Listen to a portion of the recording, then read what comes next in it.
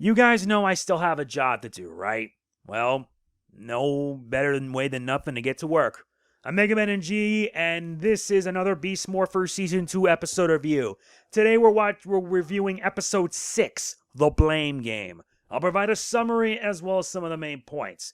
This will not be a long review because I'm in a bit of a rush. I recorded Persona 5 Royal today, and I gotta make sure I get this review up and set things up for tomorrow. Yeah, I'm in a work. I don't spend that much time on my laptop because I want to take it easy. Let us begin. As the Rangers are enjoying some R&R with football, Steele notices a father disciplining his daughter by picking up trash. Meanwhile, Evox and Scrozzle bring a new Robotron out in the hopes of capturing Nate. What for? We don't know. But as they head inside, Steele begins to start implementing discipline of his own on one of the employees at Grid Battle Force. The Rangers find it harsh, and it gets worse when Evox's forces make their move. Nate ends up getting controlled by the Robotron. With Nate under the monster's control, can the Rangers be able to free him from becoming a puppet?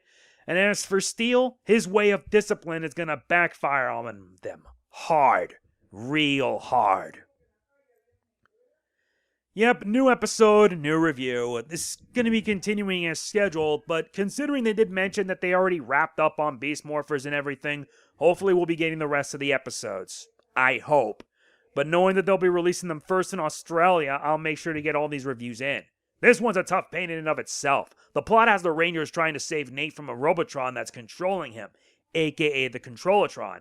At the same time, there's a little bit of a subplot where Steele tries to enforce discipline on others for simple mistakes, only for it to backfire hard when Evox's plan comes to fruition. I'm going to give the show credit. The guys are now pulling the old evil ranger mind control trope. In this case, it's with Nate, and for good reason, because it all leads up to Evox's big plan. And Steele has been a bit of a douchebag. Yes, I'm going to be serious. Steele's acting like a bit of a douchebag. Regarding him, the whole subplot of him trying to enforce discipline ends up getting someone, an employee named Cole, fired. Why is that? Because he was mind-controlled by the Controllatron to provide Nate a package, who in turn gets to mind-control Nate and leads up into this whole mess. If that isn't enough or rather, it's ironic. Ironic because after Cole got fired, Cole saw Devin trying to look for Nate, only for Nate to gear up to attack him. He warned him ahead of time. If that isn't enough for him to get his job back, I don't know what is. Thankfully, the episode or rather the part where Devin takes on Nate and eventually he's able to free Nate and take down the Controllatron, to me is the highlight, because Devin's determined to save his friend no matter the cost. And we see that determination unfold during the fight. Nate did have the advantage, but eventually, Devin was able to figure things out and was able to stop him. And together, the two were able to take him down, leading up to the Beast X Megazord being able to finish up the Gigadrones. You got to admire Devin's determination to save his friends, and he shows. It shows right here for Nate.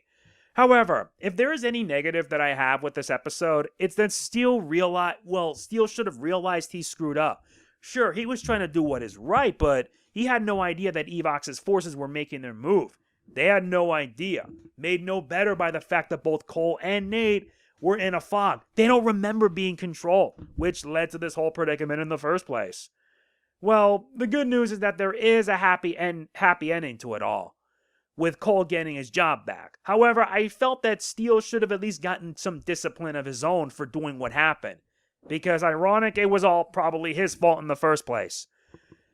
As for the Ben and Betty segments, I find them a bit humorous. Yes, Ben and Betty did help out help Devin find out where Nate's at, and this did help out leading up to the ending part with the highlight. But I find their segment to be humorous. One, like the beginning of the episode, them using a leaf blower to suck up leaves, only for them to use Morphers to suck up a tree, and then they decide to make a new tree to take its place. As humorous as the segments were, I find it a bit ingenious to boot.